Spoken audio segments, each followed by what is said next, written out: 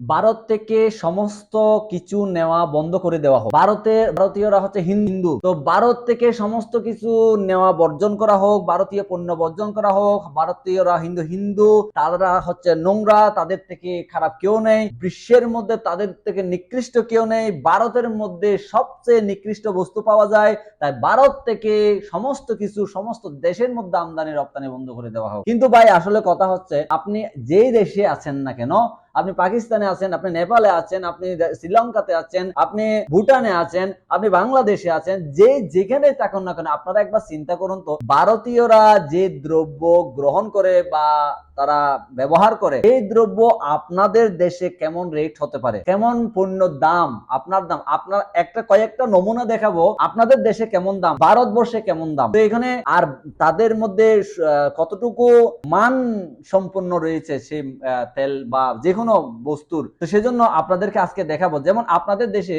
চিনি পাওয়া যায়, চিনি, সুগার, এই যে দেখুন আপনারা চিনি, এই যে মোটা দানা চিনিটা কিন্তু আপনাদের দেশে দেওয়া হয় না, এটা ভারতের এই দেশে এত সুন্দর মোটা চিনি কিন্তু আপনাদের দেশে পাওয়া যায় না। দাম কত জানেন? মাত্র 40 টাকা কিলো।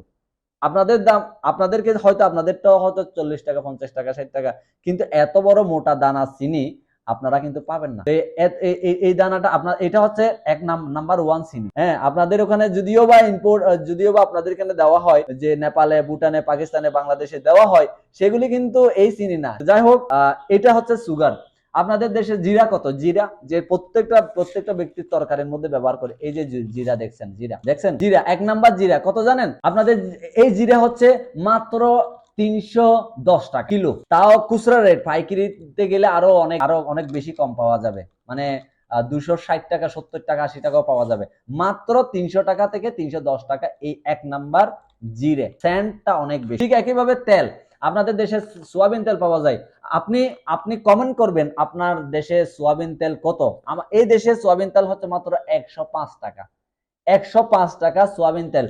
সবচেয়ে বড় কথা, সানফ্লাওয়ার তেল, আপনারা সানফ্লাওয়ার তেল আপনাদের দেশে কত জানেন? সানফ্লাওয়ার, যেটা সূর্যমুখী তেল, এই যে সূর্যমুখী তেল, এটা প্যাকেট কেনা হয়েছে, এখানে এটাতে বলা হয়েছে মাত্র 110 টাকা।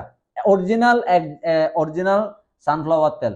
তারপরে দেখা গেছে সোয়াবিন, যে অনেকে যারা নিরামিষ খায় তারা সবচেয়ে বেশি খায়, এবং আমিষ যারা খায় তারাও খায় সোয়াবিন। মাত্র অরিজিনাল সোয়াবিন, তাও ফরসন কোম্পানির সোয়াবিন, এটা হচ্ছে ফরসন কোম্পানির সোয়াবিন, 1 নাম্বারটা মাত্র 115 টাকা।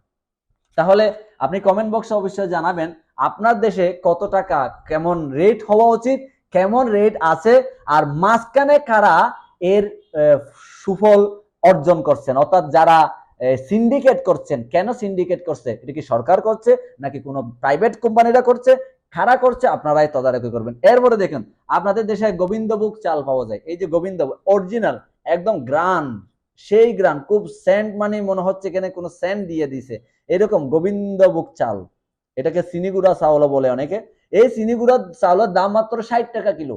আপনার দেশে কত জানাবেন? আমি এই ভিডিওটা করার মানে হচ্ছে, প্রত্যন্ত দেশের মধ্যে এখন বিশেষ করে বাণিজ্য আমদানি রপ্তানির মধ্যে অনেক ব্যাঘাত ঘটতেছে, এই জন্য যে আমাদের পণ্য, আপনাদের পণ্য, ওই দেশের পণ্য, এই দেশের পণ্য কেমন রেট, হ্যাঁ কেমন রেট আর মানসম্মত কেমন, সেটা আমাদের দেখতে হবে। অনেকে ভিডিও করেছে প্রসাধনের বিষয়ে, অনেক রেট রয়েছে, কোয়ালিটি সম্পূর্ণ নয়।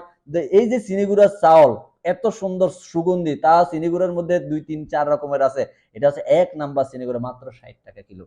তারপরে দেখবেন আপনাদের এখানে যেটা আমরা সাধারণ চাউল খাই, সাধারণ চাউল, যেটা মাত্র সবচেয়ে ভালো চাউল, যেটা সাধারণভাবে ভাত, সবাই ভাত খায়, সে ভাতটা মাত্র মাত্র 45 টাকা কিলো। 45 টাকা। কত সুন্দর চাউল দেখুন, হ্যাঁ কত সুন্দর চাউল, একদম ভালো মানের চাউল। যেটা আপনাদের দেশে আদা কত? আদা, এই যে আদা, এখানে আদার দাম হচ্ছে মাত্র 250 গ্রাম 25 টাকা, তার মানে 100 টাকা কিলো। 100 টাকা কিলো আদার দাম। আপনাদের ওখানে আটা যারা রুটি খান, আটার দাম কত? এই আটার দাম হচ্ছে মাত্র 25 টাকা কিলো, 25 টাকা। সরিষা তেল আপনার, মাস্টার্ড অয়েল সবাই প্রত্যেকটা ঘরের মধ্যে ভর্তা বাজির মধ্যে খেয়ে থাকে। এই যে সরিষা তেল গানি থেকে তৈরি, গানি, মাত্র 115 টাকা। মাত্র 115 টাকা সোয়াবিন তেল ঘানি থেকে তৈরি। বলবেন আপনার দেশে কত? আমি লিখে দিয়েছি ভারতে কেমন রেট, আপনার দেশে কেমন রেট, কেমন হওয়া উচিত। কাজু বাদাম, এই যে কাজু বাদাম দেখছেন, কাজু বাদাম, কাজু বাদাম মাত্র 550 টাকা কিলো, 550 টাকা। কাজু বাদামের দাম হচ্ছে 550 টাকা। এই কাজু বাদাম, কাজু বাদামের দাম 550 টাকা। আপনাদের দেখে আরেকটা চাউল দেখাই, আরেকটা চাউল। এই চাউলটা হচ্ছে বাসমতি চাউল। তো বাসমতি চাউল হচ্ছে অনেক বড় বড় লম্বা লম্বা চাউল, আপনারা দেখেন যে অনেক লম্বা লম্বা চাউল। আরেকটু দেখাই ভালো করে, লম্বা লম্বা চাউল, অরিজিনাল বাসমতি চাউল। এই বাসমতি চাউল এখানে আপনাদের ওখানে 350 থেকে 400 টাকা, সম্ভবত নেপালে, ভুটানে, পাকিস্তানে, বাংলাদেশে এই ধরনের রেটে হয়ে থাকে, কিন্তু ভারতে মাত্র 80 টাকা কিলো এই বাসমতি চাউল, 80 টাকা কিলো। তাহলে যদি মনে করেন যদি গভর্নমেন্ট বা কোনো প্রাইভেট কোম্পানি এখান থেকে আমদানি রপ্তানি করে, তাহলে কত টাকা কাস্টমস খরচ দিয়ে কত টাকা পরে আপনারা হিসাব করে বের করবেন। এবং যারা যারা মাঝখানে দালালি করে সবচেয়ে বেশি রেট রাখতেছে তাদেরকেও আপনাদের দেখতে হবে। আর ভারতীয় পণ্য পাকিস্তান বা বাংলাদেশ, মায়ানমার, শ্রীলঙ্কা, আফগানিস্তান, যে সকল দেশে যাচ্ছে আপনাদের রেটও কমেন্ট বক্সে অবশ্যই লিখে যাবেন। তো আমার এই দেশের পণ্য আপনারা বর্জন করার আগে একবার চিন্তা করতে হবে, আগে চিন্তা করতে হবে আপনার দেশে যদি পর্যাপ্ত পরিমাণের দ্রব্যাদি থাকে তাহলে নিশ্চয়ই অন্য দেশ থেকে নেওয়ার কোনো দরকার নেই। অবশ্যই আপনার দেশে স্বসম্পূর্ণ হন, তারপর অন্য দেশ থেকে কি করুন, না নেবেন না, বর্জন করার, বয়কট করার ডাক আপনি দেবেন না, সরকার নিজেই দেবে। আপনারা যারা মাঠ পর্যায়ে যারা আন্দোলন করছেন ভারত পণ্য বর্জন করা হোক, কিন্তু শীর্ষ মহলে যারা বড় বড় ব্যবসায়ী রয়েছে, যারা বুদ্ধিজীবী রয়েছে, যারা সরকারপন্থী রয়েছে, তারা কিন্তু চুপচাপ থাকে, অর্থাৎ খালি কলসি বাজে বেশি। যারা খালি কলসি রয়েছেন তারা বাজবেন বেশি, এটাই স্বাভাবিক। অতএব যাই হোক, আমি বলবো না আপনারা বর্জন করুন, কোনো সমস্যা নাই, কিন্তু আপনার দেশে স্বয়ংসম্পূর্ণ করুন নিজেকে।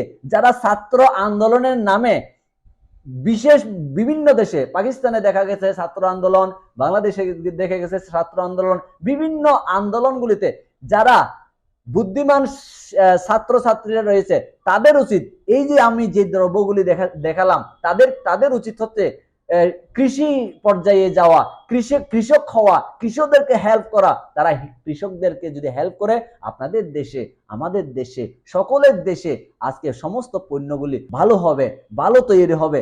ভালো তৈরি হলে